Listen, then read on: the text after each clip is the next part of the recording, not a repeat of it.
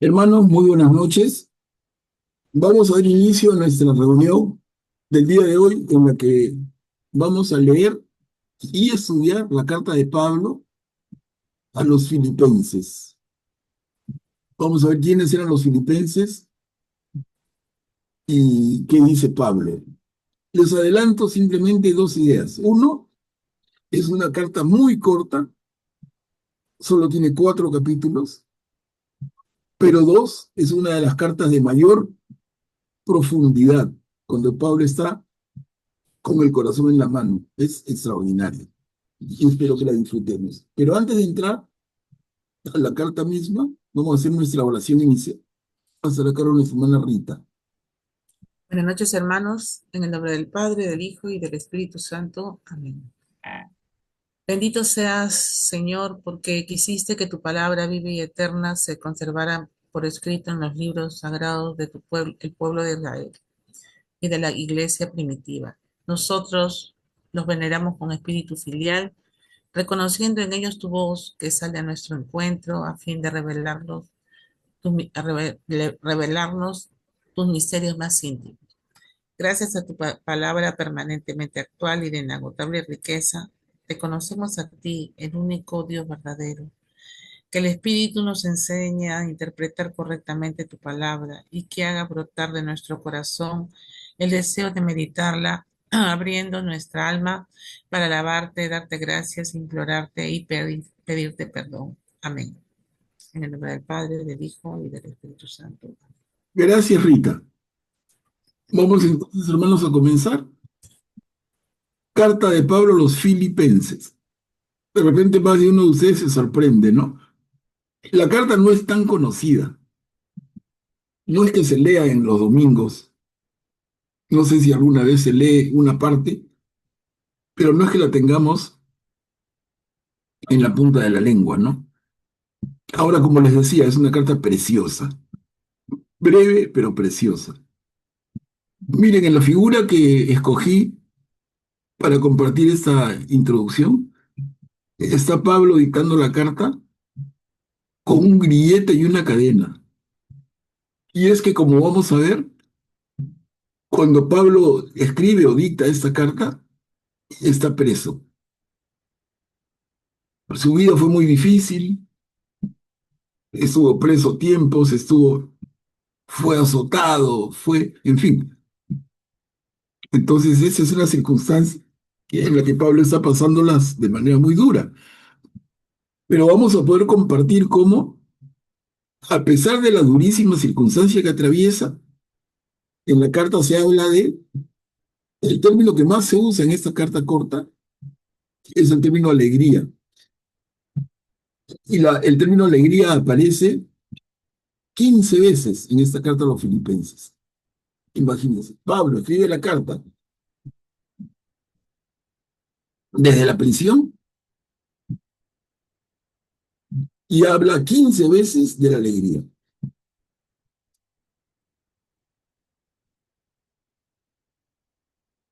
¿Quién puede leer el saludo inicial? Mira, muy a la usanza de Pablo. Yo puedo leerlo, Manuel Pablo. Adelante. Pablo y Timoteo, servidores de Cristo Jesús, saludan a todos los santos en Cristo Jesús, que se encuentran en Filipos, así como también a los que presiden la comunidad y a los diáconos. Llegue a ustedes la gracia y la paz que proceden de Dios, nuestro Padre, y del Señor Jesucristo. Gracias, Graciela. Entonces, Pablo y Timoteo. Timoteo es un muchacho que Pablo conoce en su segundo viaje y caen en gracia, pero con una fuerza enorme. Y Timoteo se convierte en una persona de gran confianza y de muchísima cercanía para Pablo. Miren, dices, Pablo y Timoteo que se encuentran en Filipos. Eso es interesante, porque a veces, y veo siempre hermanos que se confunden, ¿no? Por ejemplo, hay una carta de Pablo a los Efesios. Pero la carta a los Efesios no significa que la ciudad se llama Efesio, y la ciudad se llama Éfeso, ¿no? Y en Éfeso viven los efesios, en Filipos viven Claro. los filipenses, en Corinto viven los corintios. ¿Se dan cuenta? Entonces hay que hacer el esfuerzo un poquito, no cuesta nada, para, digamos que pulir el referirnos a estos temas. Y entonces Pablo y Timoteo están en Filipos. Y el saludo típico de Pablo: llegue a ustedes la gracia y la paz que proceden de Dios nuestro Padre y del Señor Jesucristo. Eso lo hemos visto en Gálatas y lo hemos visto igual en Corintios como una fórmula. A ver, la siguiente diapositiva, les adelanto, es un pequeño mapa. Porque si le digo Filipos, le suena cualquier cosa. ¿Por dónde está? ¿Por dónde estará, no? Esa ciudad, ¿por dónde quedará? Entonces vamos a ver un mapa y inmediatamente vamos a ubicar la ciudad de Filipos.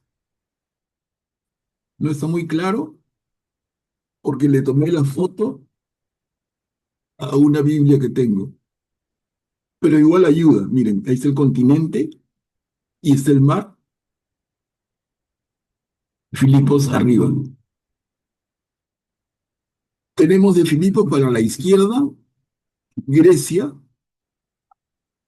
Atenas, Corinto, y de Filipos para la derecha lo que tenemos como Asia, que sabemos hoy no se llama Asia. Hoy se llama Turquía, pero en aquel tiempo los romanos le pusieron la provincia romana de Asia. Por eso dice Asia, ¿no? Ahí está Éfeso, por ejemplo, donde estuvo Juan con María la Virgen, donde estuvo Pablo también varias veces. Éfeso. Para acá está Atenas, Corinto, que merece la carta a los Corintios, 1 y 2, y arriba está Filipos. ¿Cómo se llama la región donde está Filipos? Se llama Macedonia. Y como detalle nada más, muy breve, Filipos había sido fundada por los romanos como una colonia para enviar a sus viejos militares, los militares que se envejecían en el gran ejército romano. ¿Qué hacían con ellos? Entonces se les ocurre, tan inteligentes y tan tromes como eran, se les ocurre hacer esta colonia donde ellos iban a vivir con sus familias y tenía buena agricultura, buen clima, buena agua, y estaba en la costa, entonces tenía todas las condiciones para desarrollarse. Ese es Filipos. Y los habitantes de la ciudad de Filipos son los filipenses, ¿de acuerdo? Mírenlo un poquito, creo que es fácil de ubicar, pero ayuda.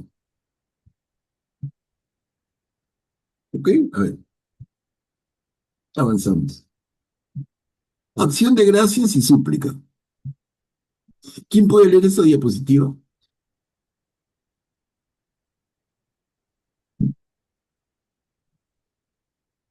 Yo la leo.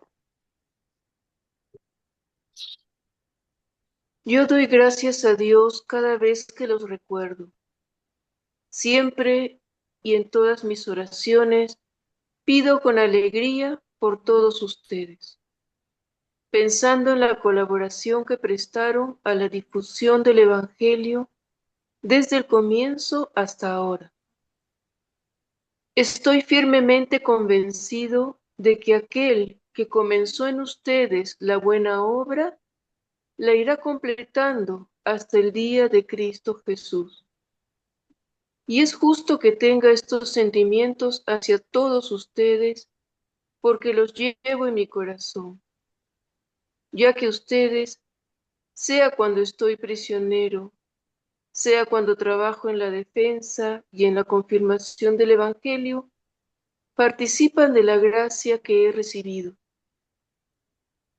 Dios es testigo de que los quiero tiernamente a todos en el corazón de Cristo Jesús. Y en mi oración pido que el amor de ustedes crezca cada vez más en el conocimiento y en la plena comprensión, a fin de que puedan discernir lo que es mejor. Así serán encontrados puros e irreprochables en el día de Cristo, llenos del fruto de justicia que proviene de Jesucristo para la gloria y alabanza de Dios. Gracias, Julie. Miren entonces, hermanos, nos damos cuenta por la forma en que empieza la carta, tan cariñosa, tan amistosa, diferente de como empiezan la carta a los Gálatas, incluso la carta a los Corintios. Les doy gracias, no los llevo en mi corazón. ¿Qué pasa? Que Pablo está preso y parece ser que los filipenses le envían ayuda material. Además, ¿no? Además, entonces Pablo está agradeciéndoles, porque Pablo se valía de su trabajo y se jacta de que él vive de su trabajo, pero estando preso, la cosa se le complica mucho y recibe apoyo de los habitantes de Filipos. Y en ese sentido, la linda entrada de la carta. Leemos otro poquito. Situación personal de Pablo. Son dos. Yo puedo leer, Manuel Pablo. Situación personal de Pablo. Quiero que ustedes sepan, hermanos, que lo que me ha sucedido más bien ha contribuido al progreso del Evangelio. En efecto, en el pretorio y en todas partes se ha hecho evidente que es por Cristo que llevo las cadenas. Y la mayor parte de los hermanos, a quienes mis cadenas han devuelto el coraje en el Señor, se han animado a proclamar sin temor la palabra de Dios. Es verdad que algunos predican a Cristo llevados por la envidia y el espíritu de discordia, pero otros lo hacen con buena intención. Estos obran por amor, sabiendo que yo tengo la misión de defender el Evangelio. Aquellos, en cambio, anuncian a Cristo por espíritu de discordia, por motivos que no son puros, creyendo que así aumentan el peso de mis cadenas. Gracias, Luisa. Luisa, por si acaso te he convertido en confitriona y para que me ayudes también con el tema de la administración del micrófono. Ok, Bien. Bueno, entonces acá lo que ha leído Luisa. Mira, en efecto, en el pretorio y en todas partes se ha hecho evidente que es por Cristo que llevo las cadenas. ¿Cómo es Pablo de positivo? Está preso y sin embargo ve en este estar preso una oportunidad para dar más testimonio de Jesús. Y lo dice, ¿no? Lo que me está sucediendo, estar preso, ha contribuido al progreso del Evangelio. ¿Por qué? Porque la gente, la mayor parte de los hermanos, dice, se han animado a proclamar sin temor la palabra de Dios.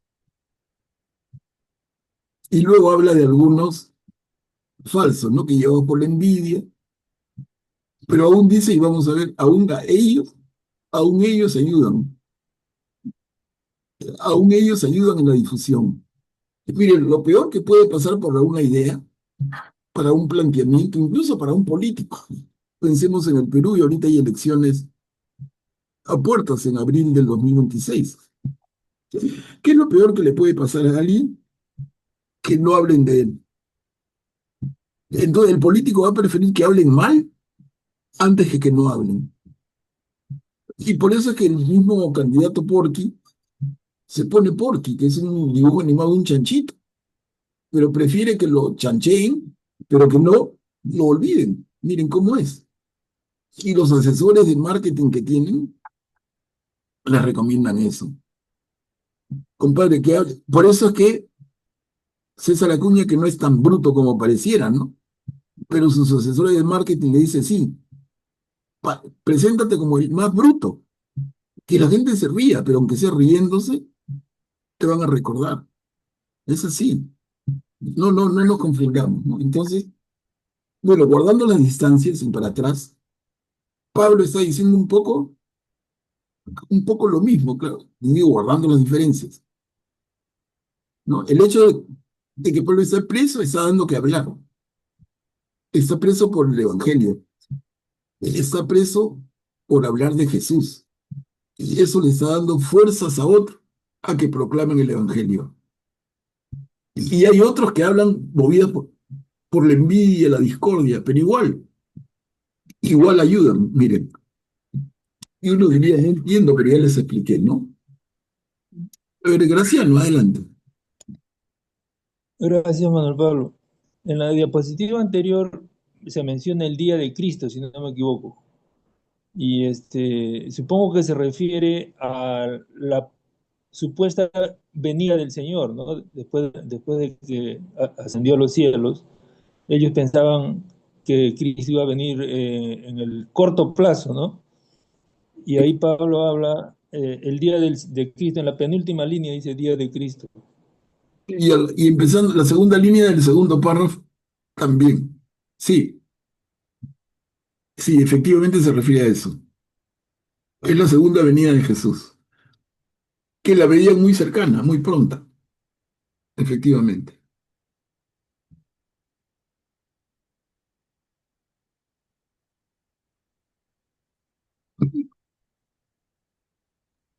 Augusto, adelante. Es interesante cómo, buenas noches, es interesante cómo aquí también es intercalado la palabra entre el Espíritu de Dios, el Espíritu Santo, y aquí lo menciona también el Espíritu de Jesucristo, ¿no? Cómo son intercambiables, ¿no? Es como se centra en un aspecto la Trinidad, de que es un solo Dios, ¿no? Y es intercambiable eso, y aquí Pablo menciona como el Espíritu de Jesucristo, ¿no?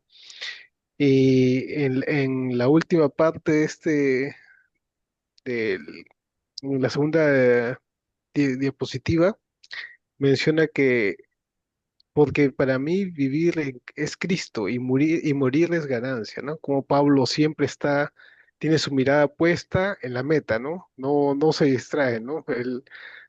Prácticamente él vive para Cristo, para su apostolado. Y el morir para él realmente lo ve como algo bueno, porque ha cumplido, ¿no? Y sabe que va a recibir una recompensa. Sí, no hemos llegado ahí, pero sí, correcto. Ah, Sí, no hemos llegado ahí, correcto. pensé que era 20. Ah, perdón. Sí, del 12 al 20, pero es una primera diapositiva y hay una segunda, en que va a estar el tema de, para mí, morir es una ganancia, ¿no? Vamos a leerlo ahorita, de una vez. Ahí está lo que decía usted. Es la segunda parte que complementa la pericopa.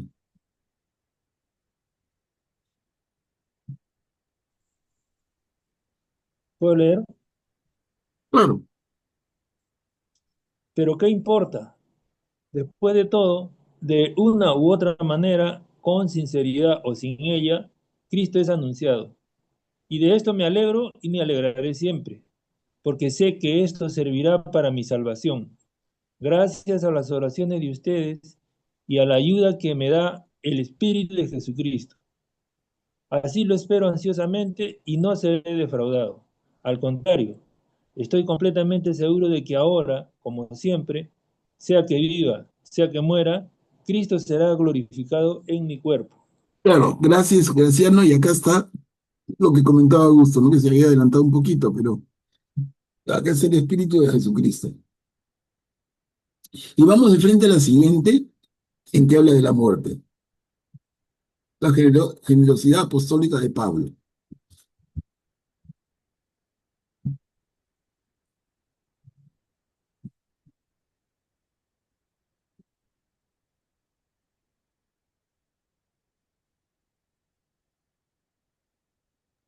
¿Yo la puedo leer, Manuel Pablo? Dale. Porque para mí la vida es Cristo y la muerte una ganancia. Pero si la vida en este cuerpo me permite seguir trabajando fructuosamente, ya no sé qué elegir. Me siento urgido de ambas partes. Deseo irme para estar con Cristo porque es mucho mejor, pero por el bien de ustedes es preferible que permanezca en este cuerpo. Tengo la plena convicción de que me quedaré y permaneceré junto a todos ustedes para que progresen y se alegren en la fe. De este modo, mi regreso y mi presencia entre ustedes les proporcionarán un nuevo motivo de orgullo en Cristo Jesús. Ujú. Bien, Graciano, gracias. Miren, no sé si le damos el peso a estas palabras. Para mí la vida es Cristo y la muerte una ganancia. Y dice en el segundo párrafo corto, me siento urgido de ambas partes. Y deseo irme para estar con Cristo. ¿Qué cosa significa deseo irme? Deseo morir. Miren qué fuerte. Podemos escuchar a alguien en su sano juicio que diga, con lo que estamos tan apegados a la vida, prefiero morir, por muy cristiano, o es que nos aferramos a esta vida con uñas y dientes. Miren a Pablo, ¿no? Me siento urgido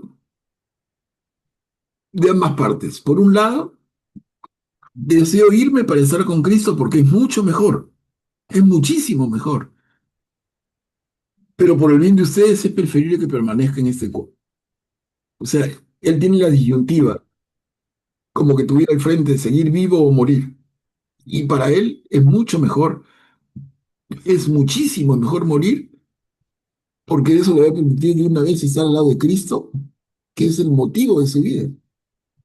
Pero sin embargo, si tiene que permanecer vivo para seguir ayudándolos a estos hermanos que se confunden a cada rato, que se pierden, con quien hay que estar de la manito,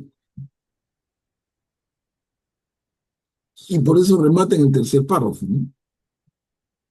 Tengo la plena convicción de que me quedaré y permaneceré junto a todos ustedes, para que progresen y se alegren en la fe.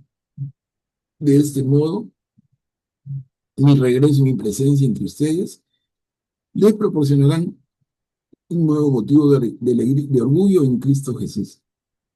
Mi regreso y mi presencia se refiere a un siguiente viaje a Filipos que está planeando. No, no nos confundamos. Él ha estado en Filipos y piensa regresar. A eso se refiere. Pero no sé, yo quisiera dejarlos ahí y comentar un poquito, sigamos el peso enorme de esta declaración de Pablo. Es enorme. ¿Quién, por muy cristiano, va a decir entre seguir muy y morir, prefiero morir? Pero si me quedo, es por ustedes, le dicen los hermanos.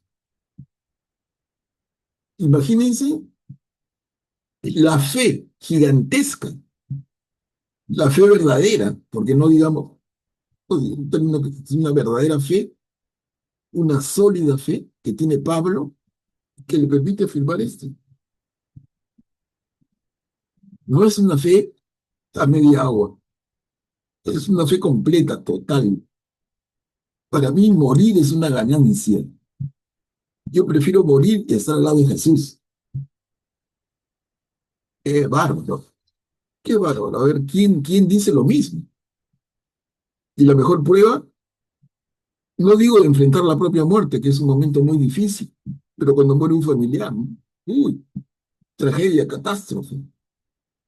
Y no pensamos, no, esa persona está al lado de Jesús, en la gloria, en la felicidad permanente, en la promesa de Jesús, que la está cumpliendo con ese hermano, ese hermano. Pero lo creemos, creo que es una medida excelente de nuestra fe. Gracias, adelante. Gracias, Manuel.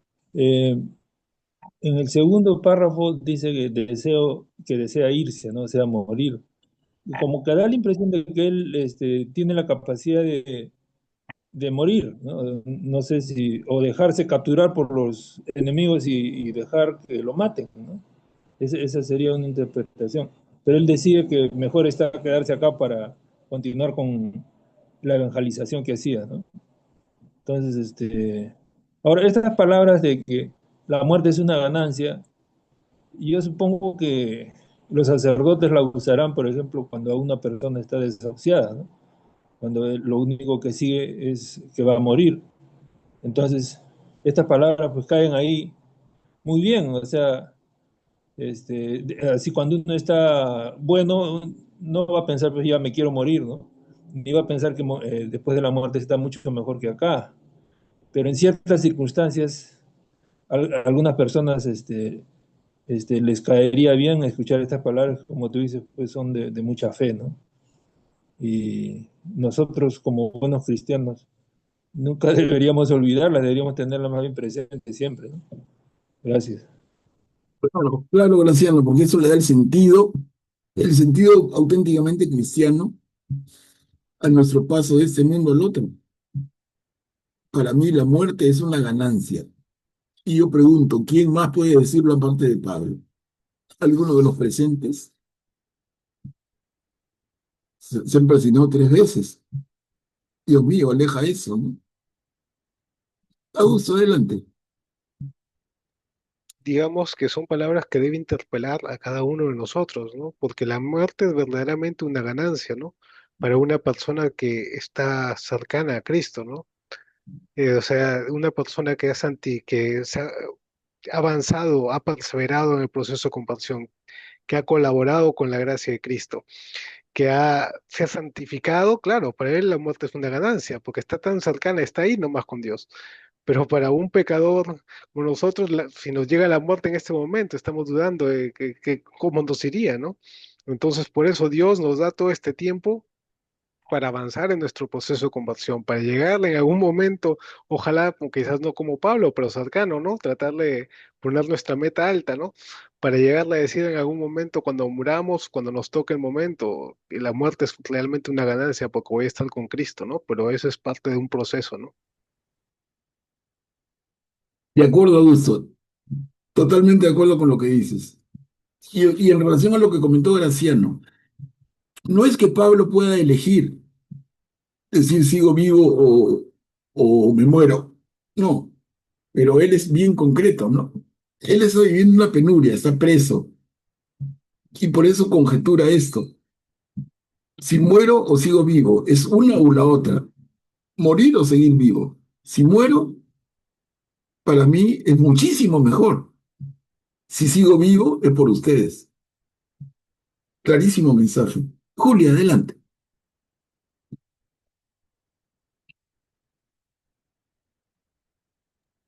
Manuel Pablo, buenas noches a todos. Eh, Pablo tenía dentro de él mucha fortaleza en todo lo que decía, ¿no? Y pensando en que hemos sido creados en un Dios grande, ¿no? Con una sabiduría infinita. Eh, sí, como dice Augusto, tenemos que cuestionarnos de vez en cuando, mientras sea lo más seguido, para decir que hemos sido creados con un objetivo para cada uno de nosotros, con una línea, con una forma de vida, pero cerca de Él. Y, y de verdad que no debemos tener temor a la muerte, porque es como dice nuestro Señor, regresar a nuestra casa, donde está nuestro Padre, donde vamos a estar eh, sin temores, sin afanes, y debe ser algo muy grande, ¿no? En realidad, eh, no podríamos explicar exactamente lo que significa, porque hay tanto que ver, que darnos cuenta de todo lo que tenemos a nuestro alrededor, de todo lo que vivimos, todas experiencias que tenemos, de milagros en nuestras vidas, de caminos tan a veces duros y a veces tan ricos, tan lindos, y que Dios siempre está ahí, atento a todo lo que nos sucede. Y la verdad es que está dentro de nosotros, ¿no? Y no temerle a la muerte. No podría decir yo, no le temo a la muerte, pero sí quiero estar preparada, ¿no? Eso sí. Gracias. Gracias, Silvia. Y de acuerdo, ¿no? Y la forma de estar preparado, porque nos va a tocar en algún momento a todos, es pensar en esto. Es pensar sin miedo, piénsalo, piénsalo. Recuerda las palabras de Juan, perdón, en el Evangelio según Juan, ese diálogo de Jesús con Pedro, cuando Pedro le dice, Señor, donde tú vayas, yo quiero estar. Y Jesús le dice, no, no te ha llegado la hora. Yo voy a la casa de mi padre a preparar las habitaciones. Cuando estén listas, volveré por ti. Entonces, pensar en eso. El Evangelio según Juan es clarísimo. Pablo es clarísimo. Y como cristianos debemos pensar en esto de a poquitos, con calma, sin miedo, con toda seriedad, con toda la fe. Pero es que, como dice Pablo, para mí la vida es Cristo y la muerte una ganancia. Esa frase deberíamos realmente no solamente leerla y repetirla, sino interiorizarla, hermanos. Y no por eso nadie va a tener el apego a la vida. Eso es un instinto básico. Vivamos todo el tiempo que podamos y de la mejor manera posible, amando y haciendo lo que el Señor nos pide. Pero cuando toca partir, partir sin miedo. Ese es el mensaje de Pablo que me parece tremendo, lindísimo, me parece. No sé si alguien más quisiera opinar al respecto.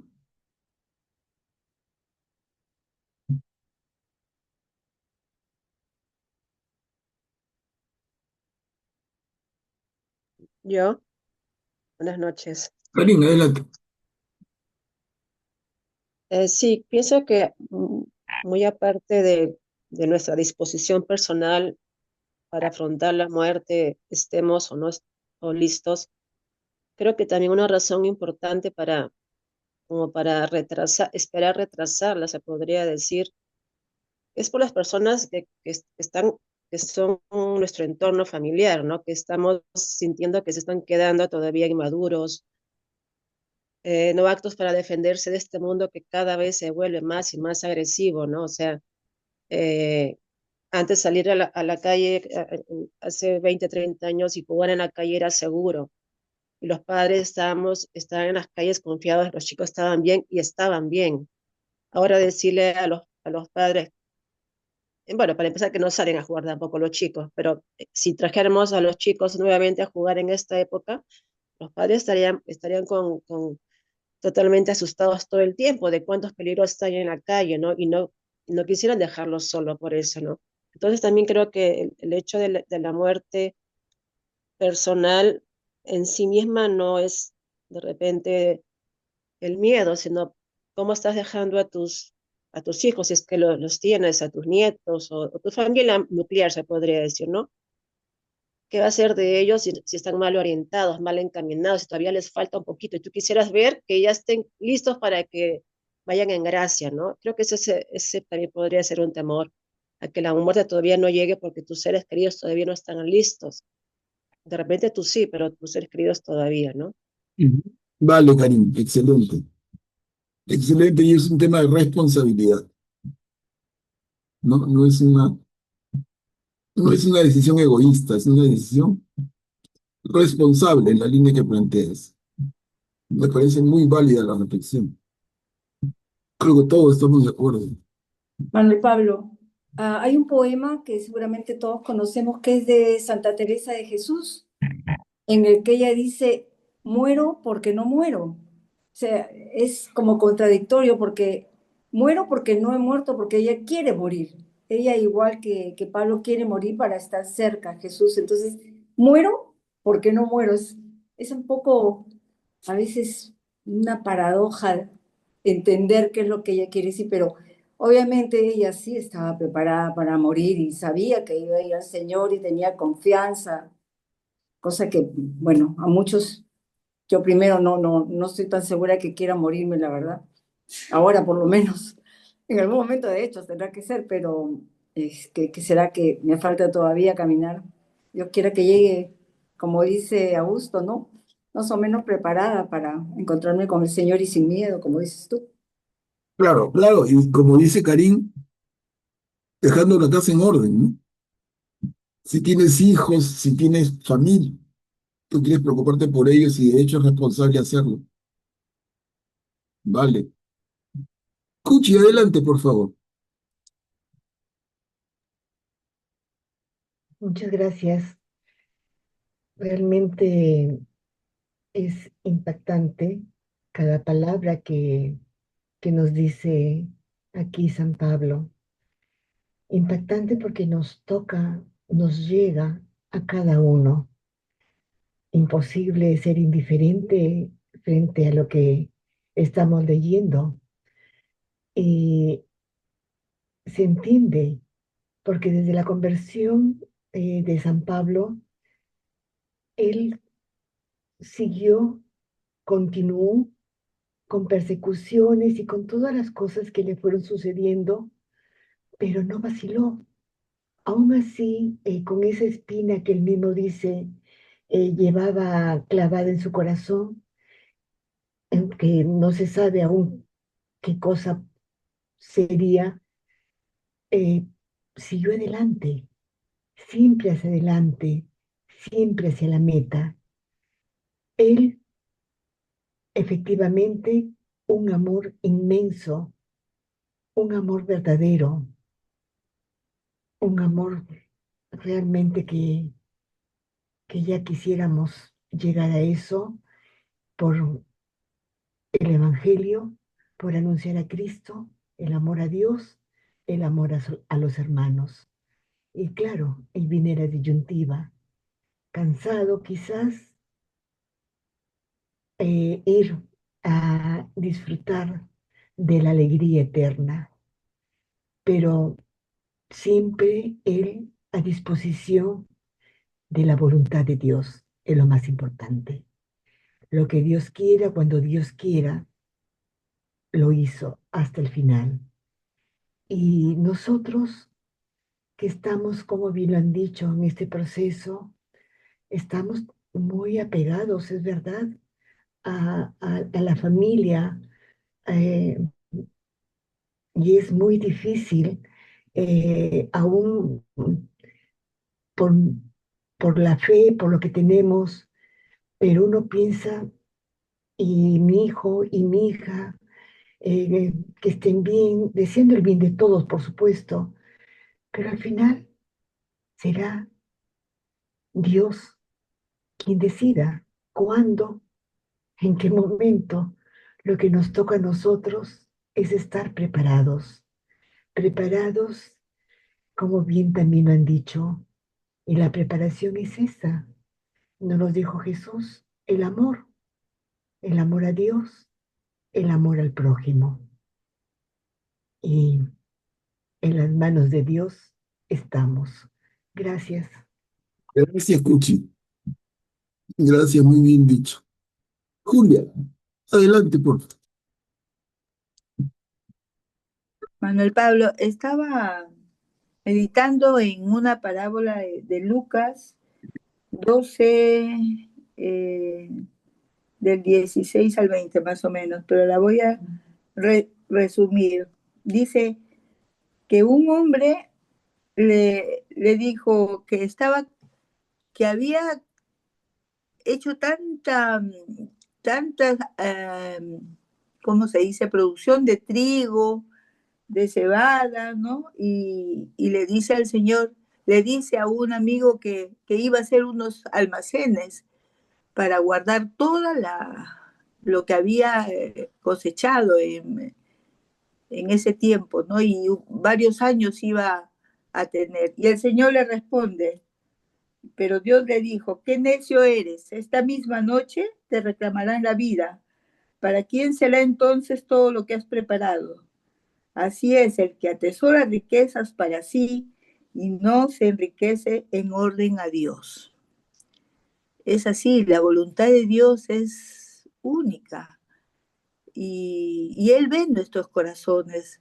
Tenemos no solamente que leer la palabra, guardarla en nuestras almas, en nuestras mentes, sino tenemos que actuar. Los actos nuestros son los que van a hacer que nuestro Dios tenga misericordia de nosotros y permanezcamos acá para ser ejemplo de nuestros hijos, nuestras familias, porque de lo contrario, si somos codiciosos y si no hacemos lo que a Él le agrada, bueno, puede tomar una decisión así, ¿no? Yo pienso que siendo buenas personas y nuestros actos, sobre todo, de caridad y de amor, vamos a poder vivir hasta cuando Él quiera, ¿no? Dios quiera muchos años, pero si no es así, la gloria de Dios que se dé. Claro. Gracias, Julia, muy bien. Entonces, a ver, avanzamos. Acá terminamos el capítulo 1. Exhortación a luchar por la fe.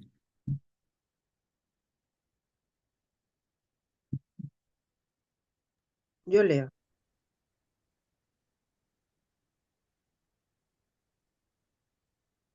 Solamente les pido que se comporten como dignos seguidores del Evangelio de Cristo. De esta manera, sea que yo vaya a verlos o que oiga hablar de ustedes estando ausente, sabré que perseveran en un mismo espíritu, luchando de común acuerdo y con un solo corazón por la fe del Evangelio, y sin dejarse intimidar para nada por los adversarios. Este es un signo cierto de que ellos van a la ruina y ustedes a la salvación. Esto procede de Dios, que les ha concedido a ustedes la gracia, no solamente de creer en Cristo, sino también de sufrir por Él, sosteniendo la misma lucha en la que ustedes me han visto empeñado y ahora saben que sigo sosteniendo. Gracias, Karim.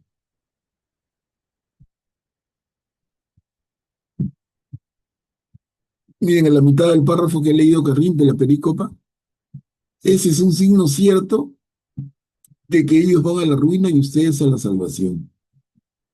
Hace pensar mucho en una lectura de Lucas que se viene para este domingo, que habla de la puerta ancha y la puerta angosta.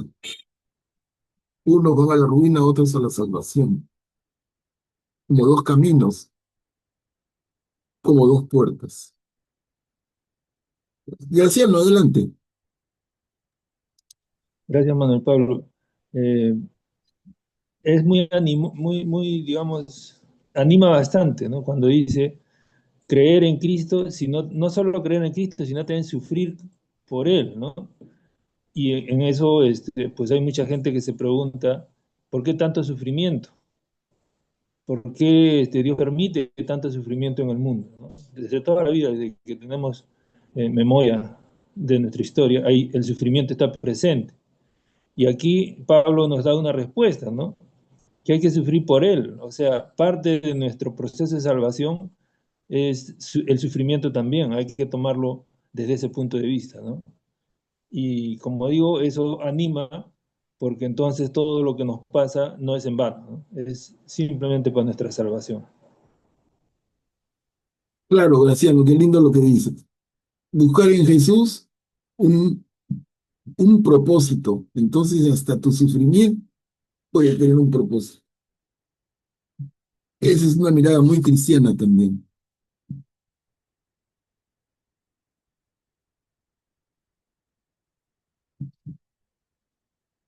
A ver, avanzamos.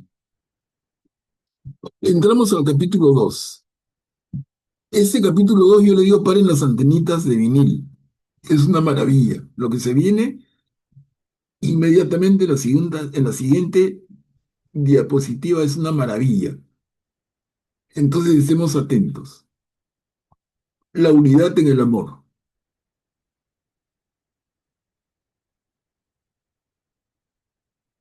Yo leo. Si la exhortación en nombre de Cristo tiene algún valor, si algo vale el consuelo que brota del amor o la comunión en el Espíritu, o la ternura y la compasión, les ruego que hagan perfecta mi alegría, permaneciendo bien unidos,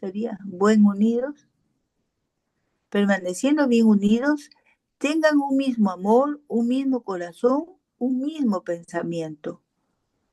No hagan nada por espíritu de discordia o de vanidad, y que la humildad los lleve a estimar a los otros como superiores a ustedes mismos.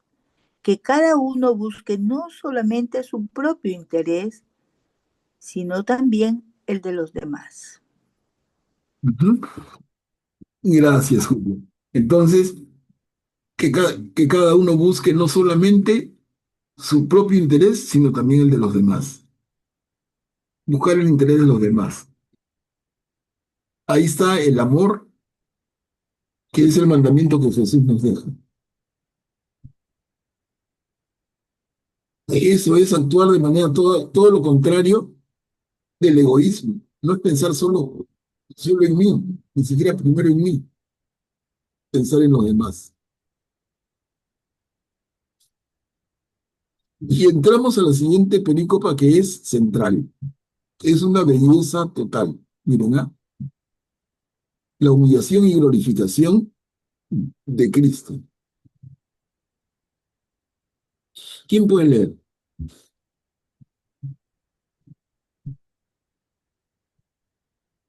Yo leo.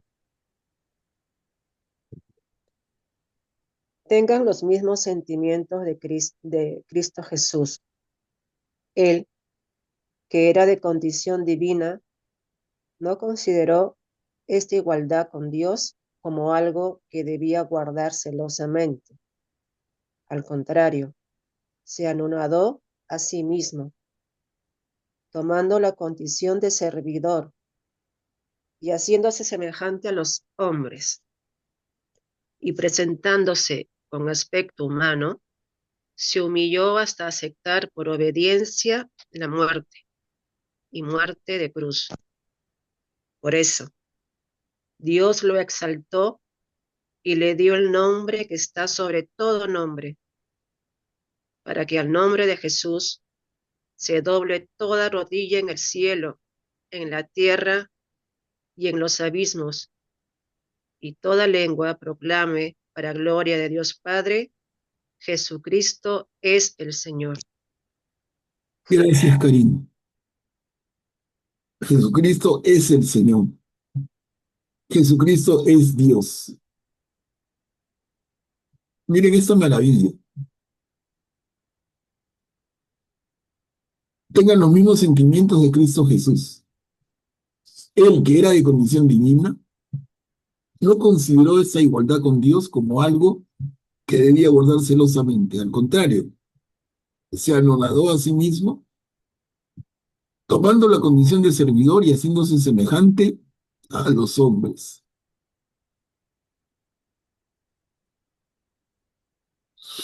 Y acá San Atanasio decía, Dios se hace hombre para que los hombres puedan llegar a Dios. ¿No? Y sigue Pablo, dice, presentándose con aspecto humano, se humilló hasta aceptar por obediencia la muerte y la muerte de cruz. Esto se llama en términos de la teología bíblica cristiana se llama la kenosis. Kenosis, escríbanlo con K. K y las demás letras como suena. Kenosis. Pueden buscar en su catecismo, pueden buscar en sus diccionarios bíblicos o en el internet. Kenosis, y les va a hablar bastante. En algunos casos varias páginas. Es este vaciamiento de Jesús. Pero no es que Jesús en ese vaciamiento renuncie a su condición divina, no. Él sigue siendo Dios. Lo que pasa es que es como que no renuncia a su condición, pero renuncia a sus privilegios. Al hacerse hombre,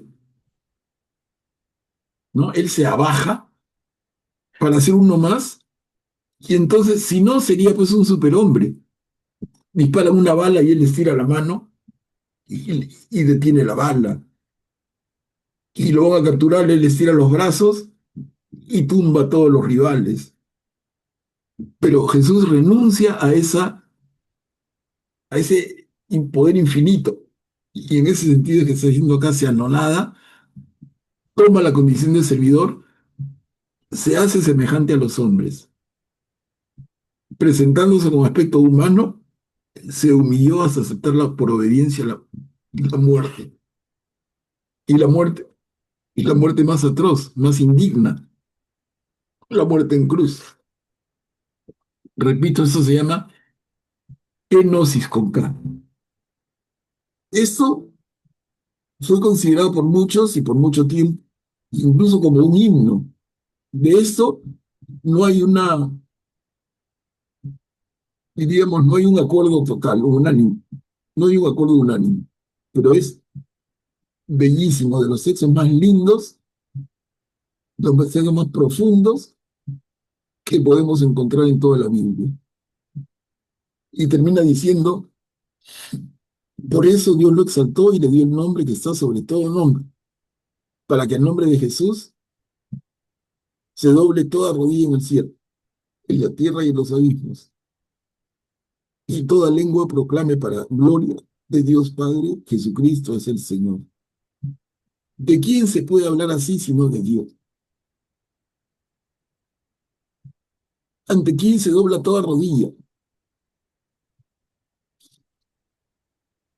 ¿A quién nos referimos como el Señor? Es bellísimo. Les digo, este es un pequeño texto de la carta a los Filipenses, 2, del 5 al 11, pero bellísimo y profundísimo. Mira, y está en una carta tan cortita. Y lo escribe Pablo en el momento del sufrimiento, estando prisionero. Miren qué lindo. Augusto, adelante, por favor. Y también es interesante que se puede hacer un paralelismo con el Antiguo Testamento cuando Dios revela su nombre, ¿no? Y dice, bueno, la traducción que usualmente le damos, ¿no? Yo soy el que soy, ¿no? Y era un nombre que en hebreo es casi, bueno, impronunciable en el sentido de que son consonantes y no sabían bien el verdadero nombre de Dios, ¿no? Se cree que es Yahvé probablemente, ¿no? Pero digamos que aquí se pone a Jesús con el nombre sobre todo nombre, es decir, nos da un nombre que ya podemos, a que nos podemos relacionar ya más, ¿no? Porque ya es Dios hecho hombre, ¿no? Es un hombre encarnado, es un hombre encarnado, justamente eso. Entonces, con esto, pero es probable que por eso en todo el Nuevo Testamento no se menciona el tetragrametón, ¿no? Del Antiguo Testamento, no se lo menciona. El nombre que se menciona y se repite constantemente, bueno, aparte de Dios, es Jesús, ¿no? ¿No? Porque de Dios no es, digamos, un nombre en sí, pero Jesús es el nombre que se menciona y se repite constantemente, ¿no? Entonces es una forma de encarnar ese nombre de Dios revelado en el Antiguo Testamento, que digamos era algo imposible de relacionar con el hombre porque no era algo tan cercano, con esto que se ha encarnado, con esto que es cercano, con esto que se ha revelado, ¿no? Gracias, Augusto, muy claro. Y excelente complemento. ¿Alguien más, hermanos? A ver. Yo estaba acordándome mientras leía esta parte de que dice, bueno, para que al nombre de Jesús se doble toda rodilla en el cielo y en la tierra. Eso me hace acordar la imagen que tengo muy presente en la misa, en la oración, eh, que el 90% de las personas que no se arrodillan ni en el momento de la consagración ni durante la oración son hombres y hombres sanos. Y eso me hace preguntarme por qué a los hombres les cuesta tanto arrodillarse. Eh, yo me trato también, bueno, lo veo y ya tampoco soy pendiente si después lo hace o no lo hace, pero se nota porque no me dejan ver cuando estoy yo arrodillada y están parados, por eso es que reparo en eso, y son hombres. Entonces, ya que hay un buen grupo de hombres en esta sesión, bueno, les pregunto, o sea, ¿cuál creen que sea la razón de que sobre todo a los hombres les cuesta tanto arrodillarse ante Cristo, ya sea en la consagración o en la misma adoración? Esa es mi percepción muy personal, sobre todo, ¿no? Vale, Karim. No sé si alguien se anima a contestarle a Karim. Guillermo, adelante. Gracias, Manuel Pablo.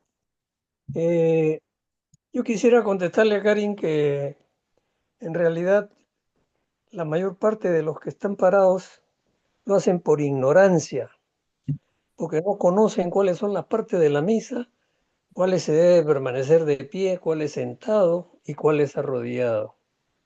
Es eso, no es que al hombre, por ser hombre, le cueste arrodillarse. Eso me parece un poco forzado, la idea, ¿no? Entonces, hay mucha, hay mucha falta de cultura religiosa y esa es la razón. Hay mucha gente que asiste a la misa porque existe el precepto dominical y las fiestas de guardar, pero no van porque están convencidos de que van a participar de, de un encuentro con el Señor Jesús. Incluso hay un mal empleo del lenguaje, porque dice, tengo que ir a escuchar misa, se dice, ¿no? O la pregunta es, ¿escuchaste misa? Como si fuera un programa de radio que uno tiene que sintonizar y sentarse a escucharlo, ¿no? Todo eso es parte de la falta de cultura religiosa. Y esto es así porque no hay enseñanza, pues, ni en el hogar, ni en el colegio, ni fuera de él, ¿no? Los colegios que son de confesión religiosa, eh, ahí se enseña la religión desde, desde la primaria hasta que uno termina. Al menos así lo hice yo en el siglo XX cuando estudié, ¿no? Pero cuando uno sale del colegio, ya solamente le queda la familia o la oportunidad de participar de algún grupo o congregación o cofradía o como se le llame, en la que se adentre uno en el conocimiento de Dios a través de su palabra y a través de los sacramentos.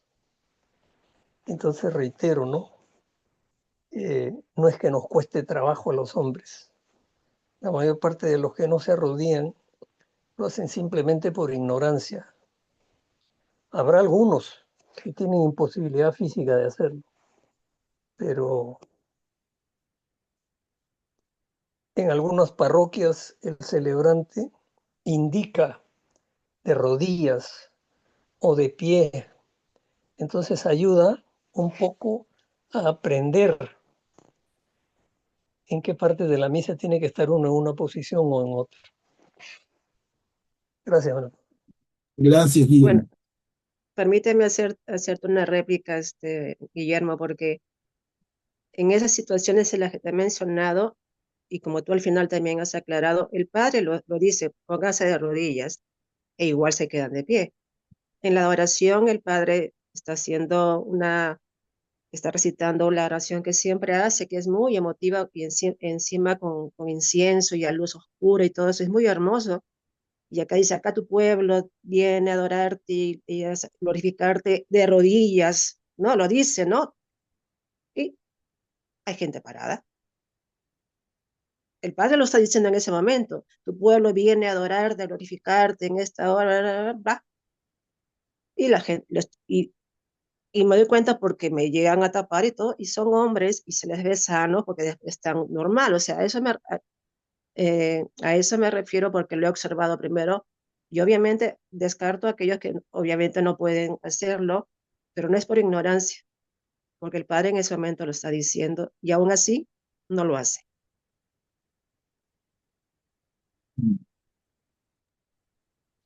Si quieres saber la razón, tendrías que preguntárselo pues a cada uno, ¿no? Y así queda resuelta tu curiosidad. Claro, sobre todo con gente que sea más de confianza, ¿no? ¿Por qué no te arrodillas? Podría haber en alguna de las respuestas incluso falta de humildad. O yo no me arrodillo ante nadie, ¿no? Ese sería el extremo de la respuesta. Augusto, adelante, por favor. Sobre este tema creo que hay varios aspectos, ¿no? Uno de ellos sí es la ignorancia, pero ¿qué pasa? Que hay muchas personas, no solo hombres, ¿no? Yo lo veo en mi parroquia, pero sí quizás la mayoría sea hombre. Y dado que el mayor porcentaje de las personas que existen en la iglesia son mujeres, es aún más alarmante, ¿no? Porque si tienes una porción pequeña y dentro de esa proporción pequeña hay un grupo que no se arrodilla, ¿no? Entonces, sí muestra un dato, ¿no? Y yo creo que es en parte por ignorancia, y es que generalmente el hombre quiere no solo que le digan qué debe hacer, sino quiere entender el por qué, ¿no? O sea, es un poco medio racional, ¿no?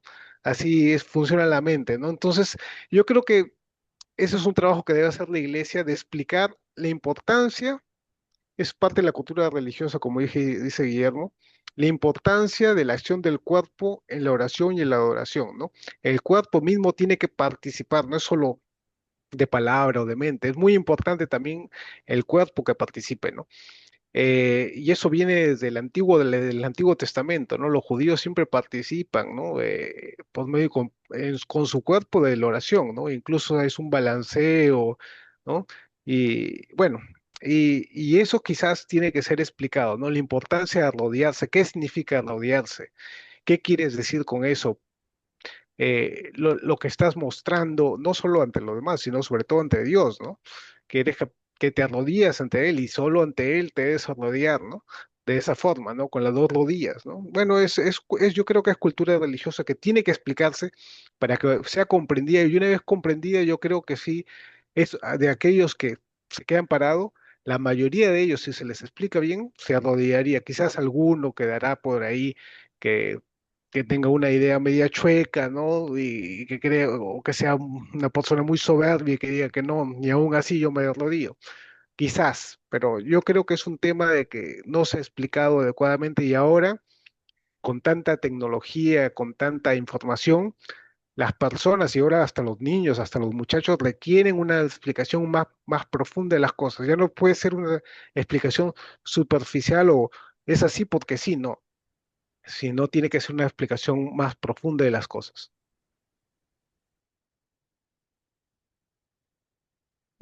Gracias, Augusto. Perdón un segundito, están haciendo unas rayas. Voy a dejar de compartir y nuevamente subo.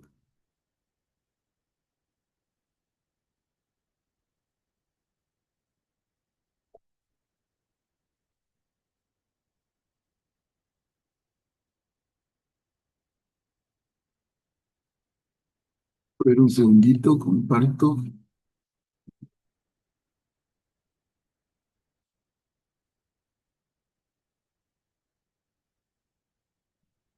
Ahí estamos, ya se limpió.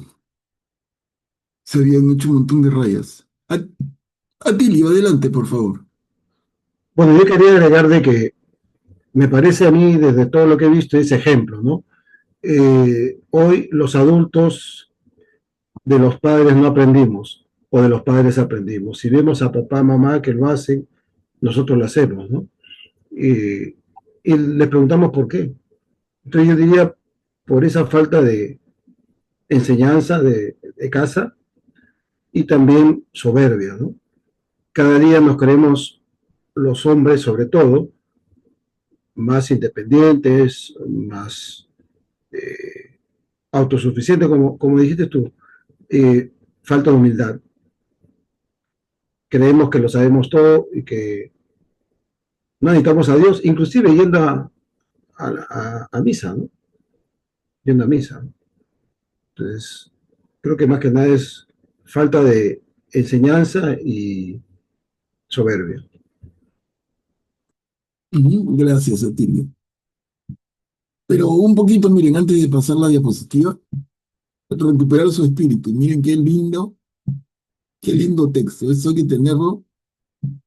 Yo diría, miren, si tenemos una parte de la Biblia que recordamos todos los días, esta puede ser una de ellas. Junto con el texto de Juan, cuando Jesús nos deja el nuevo mandamiento, así hay textos que son maravillosos. Uno de ellos es este. Y les pido que marquen ahí, tomen nota por algún lado, Filipenses capítulo 2, versículos el 5 al 11. Ténganlo presente, léanlo, medítenlo. Y el concepto teológico que está detrás es ese término que les dije ya, la kenosis con K. ¿Ok? A ver, seguimos. La obra de la salvación.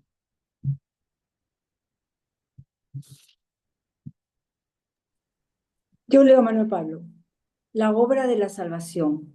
Por eso, queridos míos, ustedes que siempre me han obedecido, trabajen por su salvación con temor y temblor, no solamente cuando estoy entre ustedes, sino mucho más ahora que estoy ausente, porque Dios es el que produce en ustedes el querer y el hacer conforme a su designio de amor. Procedan en todo sin murmuraciones ni discusiones. Así serán irreprochables y puros, hijos de Dios sin mancha, en medio de una generación extraviada y pervertida, dentro de la cual ustedes brillan como haces de luz en el mundo, mostrándole la palabra de vida. De esa manera, el día de Cristo yo podré gloriarme de no haber trabajado ni sufrido en vano. Y aunque mi sangre debiera derramarse como libación sobre el sacrificio y la ofrenda sagrada, que la fe de ustedes, que es la fe de ustedes, yo me siento dichoso y comparto su alegría. También ustedes siéntanse dichosos y alégrense conmigo. Gracias, Luisa. Acá aparece al final del segundo párrafo el día de Cristo, nuevamente, que Augusto nos hizo ver, Graciano también, ¿no? Graciano nos hizo ver el día de Cristo, y como él mismo lo explicó, el día de Cristo es para Pablo el día de la segunda venida, lo que sería el juicio final. Entonces, en el día de Cristo ya podré gloriar, dice Pablo, de no haber trabajado ni sufrido en vano. Y miren, y habla de sufrir, claro. Está sufriendo la cárcel. Y luego vemos el término alegría otra vez. Comparto su alegría, alégrense conmigo. Como les digo, si ustedes cuentan en la carta, 15 veces habla de alegría. Es una carta tan breve que derrocha alegría.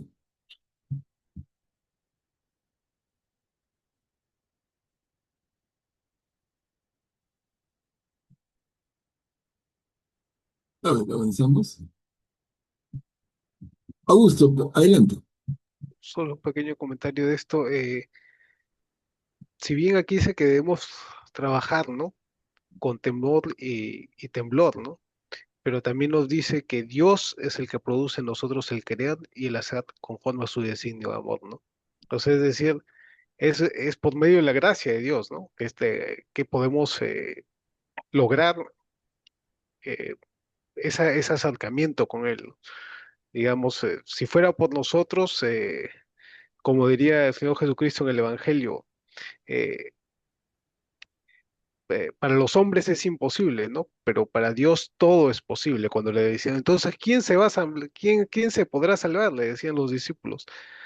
Y él decía, para los hombres es imposible, pero para Dios todo es posible, ¿no? O sea, por medio de la gracia de Dios es la que podemos nosotros tra- trabajar por nuestra salvación.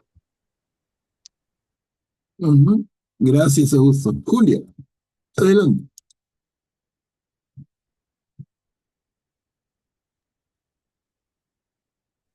Manuel Pablo, aquí es un trocito que quisiera leer, está en Hebreos, y dice, pues el Señor corrige a quien ama y, y azota a todos los hijos que reconoce. Es decir, sufrís para corrección vuestra. ¿No nos someteremos mejor al Padre de los Espíritus para vivir? Eso que ellos nos corregían según sus luces y para poco tiempo, mas Él lo hace para provecho nuestro y para hacernos partícipes de su santidad. Cierto que ninguna corrección es agradable cuando la recibimos, sino penosa, pero luego produce frutos apacibles de justicia a los que la han experimentado con paciencia. Por tanto, robusteced las manos caídas, las rodillas vacilantes, enderezad vuestros pies, los caminos tortuosos, para que el cojo no se descoyunte, sino más bien se cure. Ujú. Lindo, ¿no? Él quiere que seamos santos, que cojamos o que nos tomemos de su enseñanza, de su santidad, por eso nos corrige. Claro, claro, Julia. Y ese texto lo vamos a leer en la misa del domingo, Sí, el domingo que viene. Muy lindo. sí. Sí. A ver, Luisa, adelante. Manuel Pablo, me encanta la traducción que está en la Biblia, me parece como que más acorde con lo que siempre dice Pablo, y dice, esa será mi gloria el día de Cristo, la prueba de que no he corrido ni me he fatigado en vano. Cuando hablan de correr, de llegar a la meta, me gusta más que decir que he trabajado, me suena más Pablo el decir que he corrido a llegar a la meta. Está bonita esa traducción, me quedo con esto. Sí, vale comparar, Luisa. Y yo siempre los animo a eso. Tengan por lo menos dos Biblias. Por lo menos dos y comparen. Van a ver la maravilla que es. Muy bien, a ver, avanzamos. Para terminar el capítulo 2 son dos diapositivas. Misión de Timoteo y Epafrodito. Timoteo ya sabemos, les hablé de él al inicio. Epafrodito es la persona que le ha llevado la ofrenda a Pablo y a través de quien está él agradeciendo. Entonces aparece Epafrodito. Ha sido mensajero llevando la ofrenda y Pablo está muy agradecido con los filipenses a través de Epafrodito. A ver, ¿quién puede leer? Son dos diapos.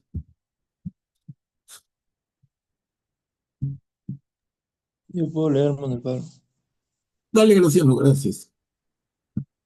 Espero con la ayuda del Señor Jesús enviarles muy pronto a Timoteo para tener noticia de ustedes y experimentar yo mismo un alivio, porque no encuentro a otro que tome tan a pecho como él los asuntos de ustedes. Todos los demás buscan sus propios intereses y no los de Cristo Jesús. Ya saben que Él ha dado pruebas de su virtud porque sirvió conmigo a la causa del Evangelio como un hijo junto a su padre. Por eso espero enviarlo apenas se aclare mi situación. Por otra parte, tengo confianza en el Señor de que pronto podré ir personalmente. He creído que era necesario enviarles de nuevo a Epafrodito, mi hermano, colaborador y compañero de lucha, a quien ustedes enviaron para que me asistiera en mis necesidades. Él tenía un gran deseo de volver a verlos a todos y estaba muy preocupado porque ustedes se habían enterado de su enfermedad. En efecto, estuvo enfermo y a punto de morir, pero Dios se compadeció de él, y no solo de él, sino también de mí, para que yo no tuviera otro dolor además de los que ya tengo. A ver, continuamos diciendo. Ahora me apresuro a enviárselo, a fin de que su presencia los llene de gozo y yo, por mi parte, quede menos triste. Recíbanlo en el Señor con mucha alegría y tengan en gran estima a personas como Él, porque Él estuvo al borde de la muerte por la obra de Cristo, exponiendo su vida para suplirlos a ustedes en el servicio que no podían prestarme directamente. No, gracias, Graciela. Entonces, esa última perícopa es más de coordinación. Igual con palabras muy lindas, está coordinando sobre próximos pasos. Y ya son las 9:30. Vamos a terminar aquí con el capítulo 2. Como les decía, la carta tiene 4 capítulos, pero el 1 y el 2 han sido los más sustanciosos. El 3 y el 4 son más ligeros. Lo dejamos para la próxima y seguro que nos va a quedar tiempo, aunque siempre depende del nivel de participación, pero si es que nos quedara el tiempo, ya empezaríamos en la próxima la carta a los Colosenses, ¿no? Entonces sería tema de la próxima. Terminar la carta a los Filipenses y empezar el estudio de la carta a los Colosenses. Los colosenses son los habitantes de la ciudad de Colosas. Ya vamos a ver de ello. ¿Ok? Entonces, aquí quedamos. Advertencia contra los judaizantes para la próxima.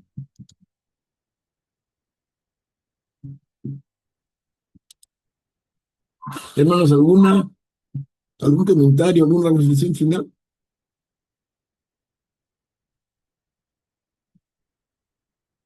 Y si no, cerremos la reunión como acostumbramos con una oración. ¿Quién se ofrece?